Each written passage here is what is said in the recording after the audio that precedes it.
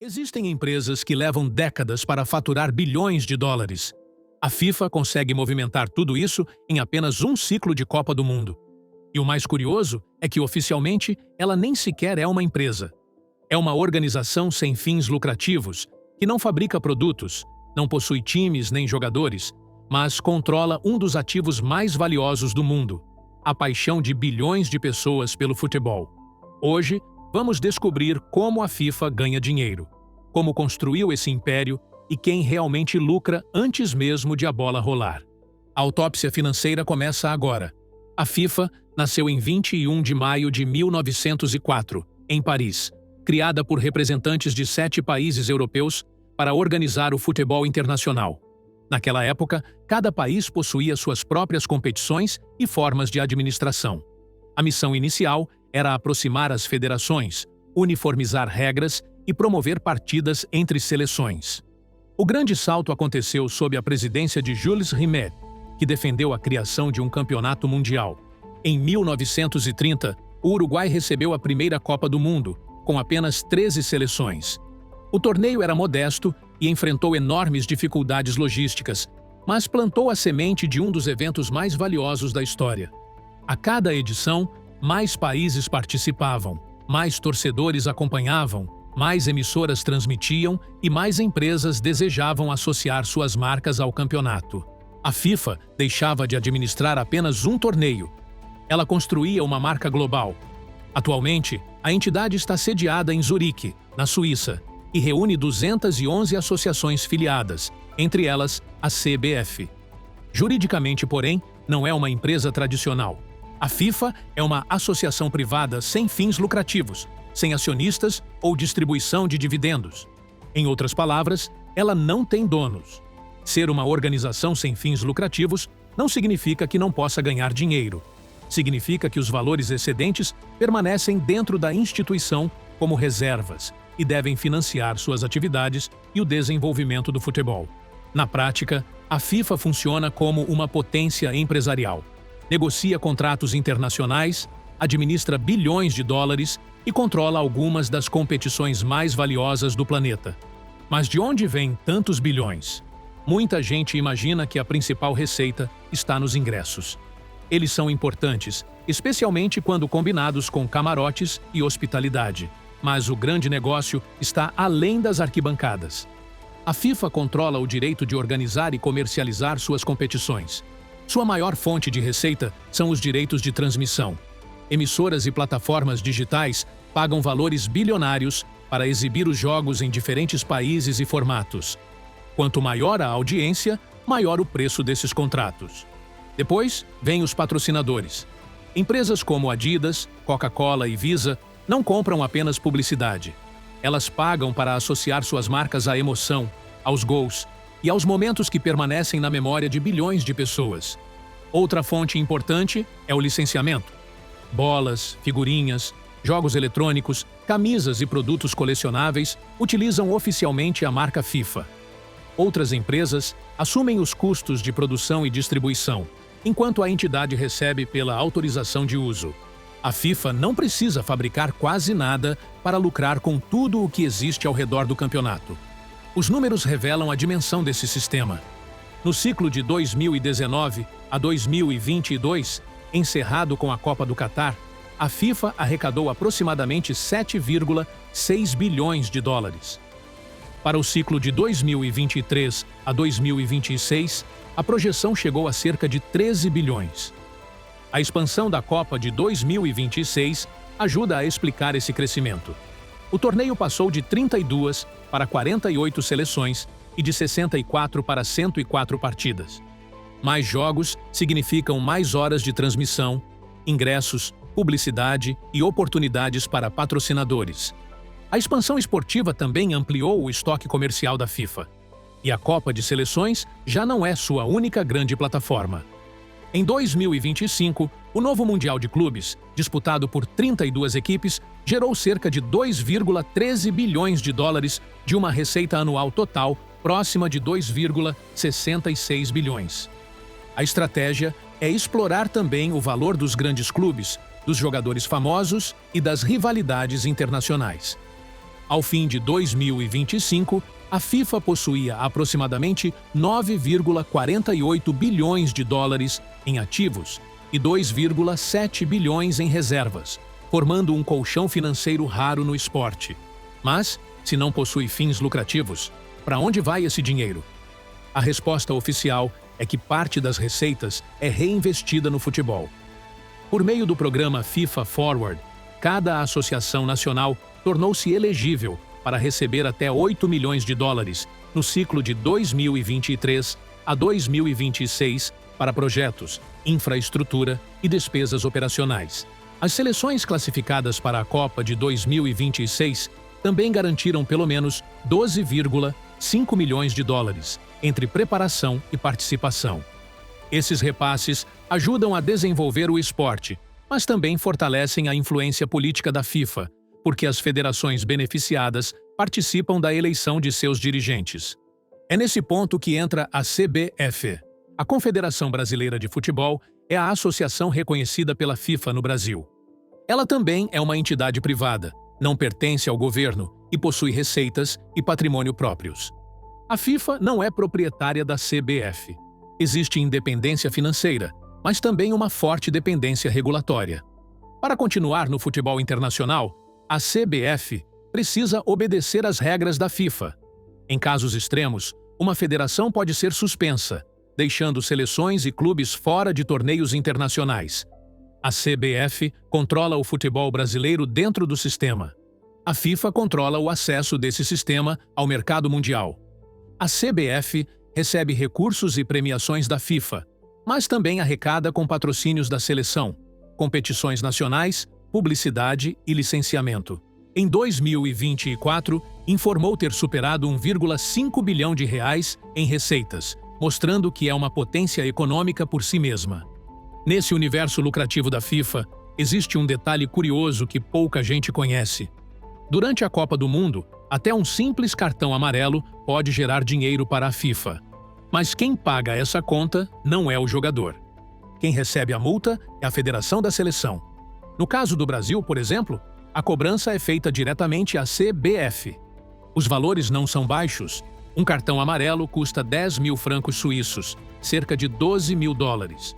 Um cartão vermelho por segundo amarelo gera uma multa de 15 mil francos suíços, aproximadamente 18 mil dólares. Já um cartão vermelho direto custa 20 mil francos suíços, algo em torno de 24 mil dólares. Essas penalidades representam uma parcela muito pequena do faturamento bilionário da FIFA, mas mostram como a entidade monetiza praticamente todos os aspectos das competições que organiza. Outra dúvida comum envolve as transferências dos jogadores. Os jogadores não pertencem à FIFA, à CBF ou aos clubes. O clube possui os direitos contratuais e esportivos do atleta enquanto o contrato estiver vigente. Em uma transferência, não se vende uma pessoa, mas o direito de registrar aquele jogador em outra equipe. A FIFA não recebe automaticamente uma comissão. Seu papel é regulamentar o mercado internacional e garantir que parte dos valores chegue aos clubes formadores. Pelo mecanismo de solidariedade, até 5% da transferência pode ser distribuído às equipes que participaram da formação do atleta. Mais do que lucrar diretamente com cada venda, a FIFA ganha autoridade ao controlar regras, registros e transferências internacionais. Esse poder funciona como um monopólio de rede.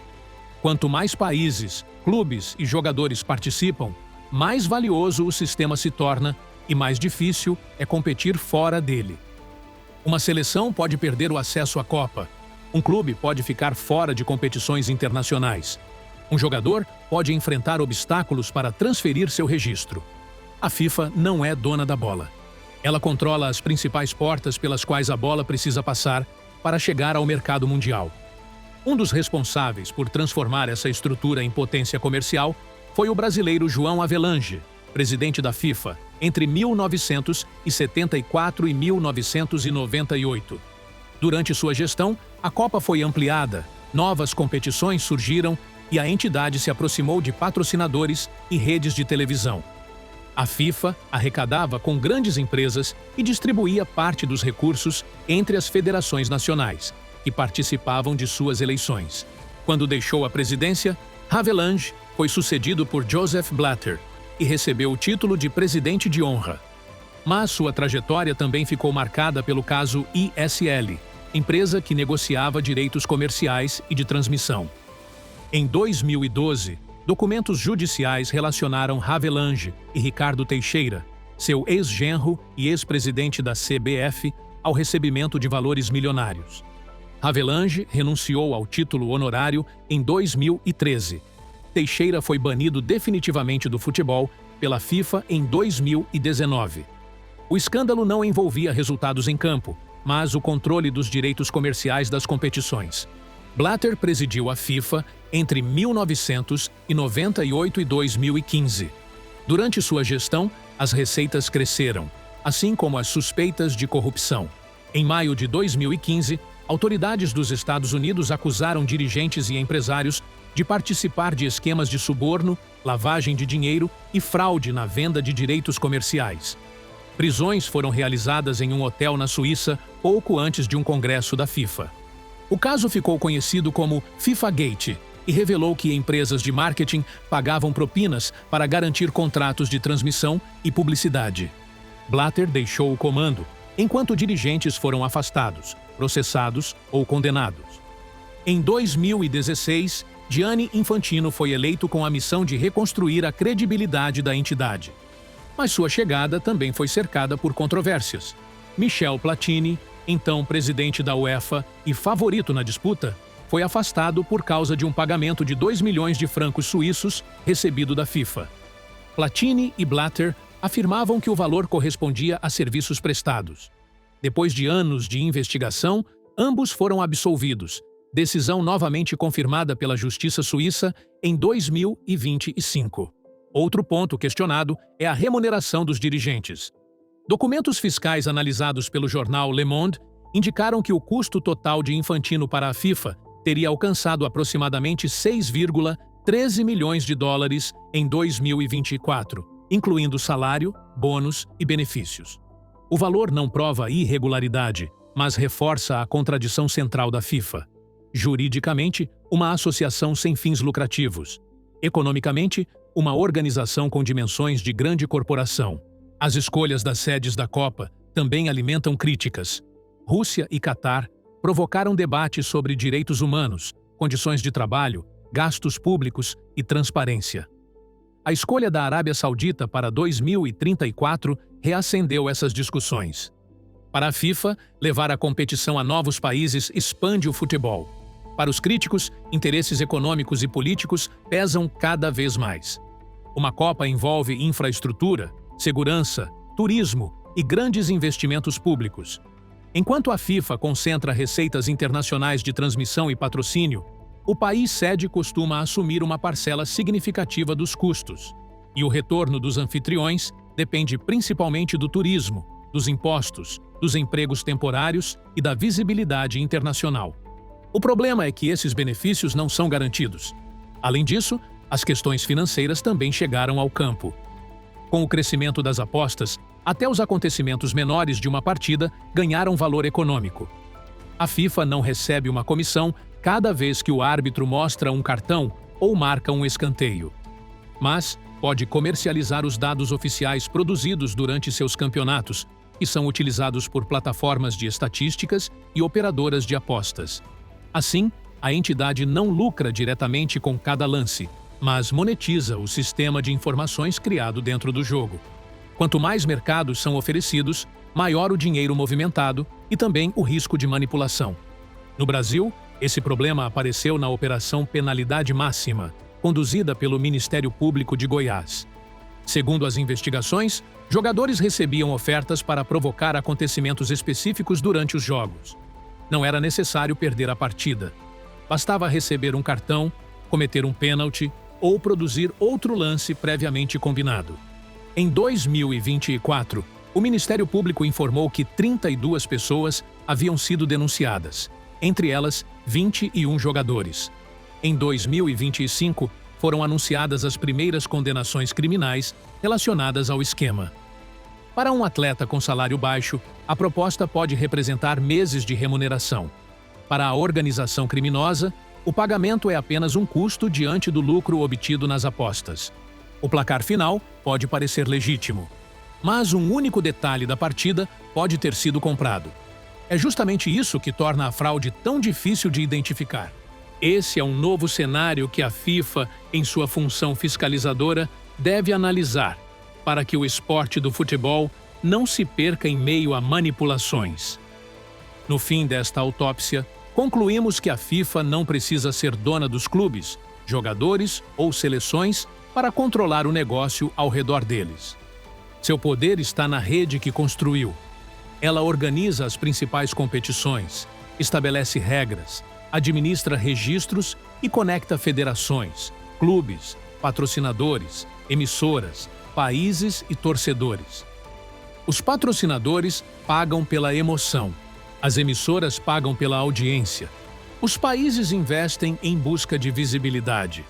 E os torcedores oferecem o recurso mais valioso de todos: sua atenção. É essa atenção que transforma 90 minutos de futebol em contratos bilionários. A FIFA não comprou o futebol. Ela construiu o sistema que organiza e comercializa tudo o que existe ao redor dele. E quando uma instituição controla as regras, o acesso e a audiência, ela não precisa entrar em campo para vencer. A Copa do Mundo dura apenas algumas semanas, mas o negócio começa anos antes da primeira partida e continua muito depois de o campeão levantar a taça. Enquanto os jogadores disputam o resultado em campo, a FIFA já garantiu sua vitória fora dele. Essa foi a autópsia financeira da FIFA. Se este vídeo ajudou você a entender essa máquina financeira, deixe seu like, inscreva-se no canal e conte nos comentários qual empresa, instituição ou império você gostaria que fosse analisado. Até o próximo episódio!